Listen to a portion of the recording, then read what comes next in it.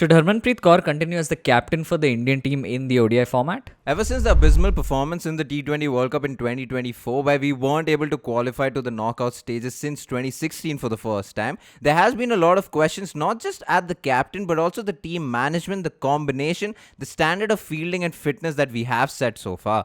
Now, before we get into the ODI format and talk about Harmanpreet Kaur, the captain, hit that subscribe button. Since the end of that 2024 T20 World Cup, India has gone on to play 4 ODI series. They've played games against the New Zealanders, the Australians, the West Indies and the Irish. India did do well in the series against New Zealand where they won 2-1, but they lost to the Australians down under, losing that series 3-0. From there, they went on to dominate the West Indians as well as the Irish, getting whitewashes in the series, winning 3-0 in both of these series. Before we look at how the team has done and what the issues might be with the team, it's important to talk about the captain Harmanpreet Kaur. It's also important because there has been a lot of backlash around Harmanpreet Kaur's captaincy and just a lot of questions raised on her, especially after that loss in the T20 World Cup. In the 28 games that she has captained, she has won 18 of these games and lost just 9 with 1 tie. If you look at it objectively, Harmanpreet Kaur has a winning percentage of 64.2 and this is no mean feat. A lot of people are also talking about Harmanpreet Kaur just the batter and not the captain, where in fact her average as a batter and the captain is a lot better than her overall average. She has an overall average of 37, but as a captain she has an average of 50 with the bat. We bring this up because a lot of people are talking about if Harmanpreet Kaur is better off as just a batter and not a captain. We of course think it's too late for Harmanpreet Kaur to be dropped as the captain, especially when she's announced as the captain in this ongoing tri-series, because right after this we will be going to England and right after that is the World Cup. But if we were to look at another option, Smriti Mandhana of course is right up there. She's captained 4 ODIs for the Indian team, has an average of 60 plus as a captain as a batter. She's also won the WPL with the RCB squad, but so has Harmanpreet Kaur in the recently concluded WPL. In fact, she's won twice with the Mumbai Indians, and this year she was the highest Indian run scorer for the Mumbai Indians with an average of 33 and a strike rate of 150 plus. This only goes to show that as a leader and as a batter, she's doing very well for the team. But this is where we get into one of the first problems with this Indian lineup, and that is an extremely inconsistent playing 11, especially their batters in the top 4. In the last series that India played against Ireland in that third ODI, Richa Ghosh was the batter who was designated to bat at number 3.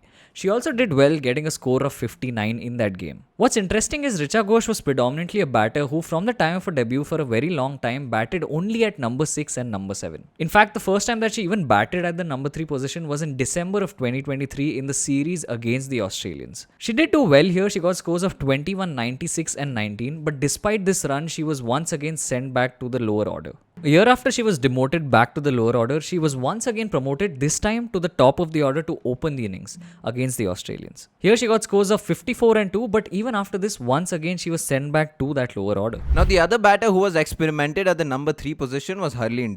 She predominantly since her debut batted at number 4 and number 5 until the December of 2024 where Richa Ghosh was pushed down and Harleen was promoted up the order. In the 8 innings that she did play, she's had a very impressive run at the number 3 position. She has an average of 42, she has scored 100 and a 50. She's also showed that she can score tough runs, especially against the Australians, where she scored 39 runs, where the only other player to score even 20 plus was Smriti Mandhana with 100. In the last match that she did play in the number 3 position, she scored 89 runs against the Ireland, but this was in the second ODI. In the third ODI, she was demoted to number 5. Now this is a problem because you're not only consistently exchanging position of batters, but in the ODI format, the number 3 position becomes a lot more important. You're not only hoping for a batter who sticks around if an early wicket falls, but you're also hoping for someone who can up the ante if the openers get off to a good start. And with the Indian management not sticking with a player, you're only confusing batting positions and batting orders, and this makes absolute no sense, especially when you've given a chance to a particular batter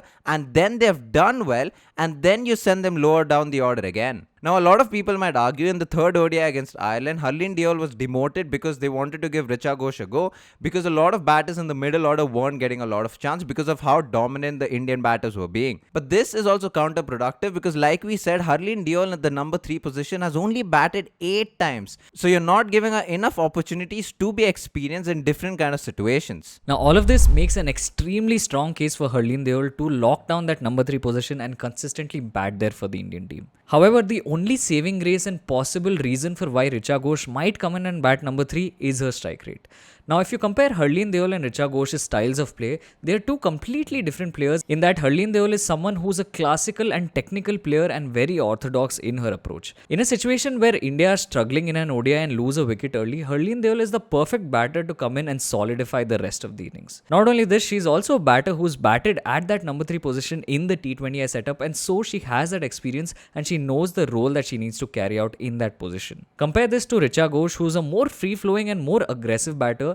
In fact, her strike rate in the ODI setup is 92, whereas if you compare that to Harleen Deol's strike rate is just 80. And so in a situation where the Indian openers get off to a beautiful start, as was the case in the series against the Irish, there it makes sense for Richa Ghosh to maybe come in and up the ante because she can continue taking the attack to the opposition. In this ongoing tri-series and the series against England before the World Cup, they will need to sort out their number 3, but the number 4 position should be taken by the captain who's performed extremely well, and that's Harmanpreet Kaur. But the inconsistencies in the playing 11 is just the tip of the iceberg because we do have problems with our fitness and fielding. There has been a lot of occasions, especially under pressure, especially at the T20 World Cup, where we dropped a lot of catches. We had multiple runouts. The 5 catches that India dropped against the New Zealanders in the T20 World Cup would be a fresh memory for all of us, and it's situations and moments like this where the Indian fielding unit will need to step up, and we will need to make sure we are at least at the standards of the Australians and the English players. And while India has managed to do well in the recent ODIs that they have played, it is a bit of a misleading narrative because the wins that we've gotten convincingly are in series against the West Indies and the Irelanders. Now, the problem here is that neither of these teams has even qualified for the World Cup. And that begs the question of how India has done against the top teams like Australia, New Zealand, England, as well as South Africa. Since Jan 1st, 2020, India has played Australia in 10 ODIs and they've managed to win just 1 out of these 10 games. Not only this, but against the New Zealanders as well as the South Africans, India have played 9 ODIs against both of these teams. Against the New Zealanders, India has only won 3 of these matches, out of which 2 were the ones that they won recently in that series victory. Whereas against the South Africans, India have won only 4 games out of the 9 matches that they have played. And even in the 4 games, 3 of them came in a series win at home last year. The only positive to take away from these encounters is that India has still done okay at home, and considering the fact that the World Cup is going to be at home,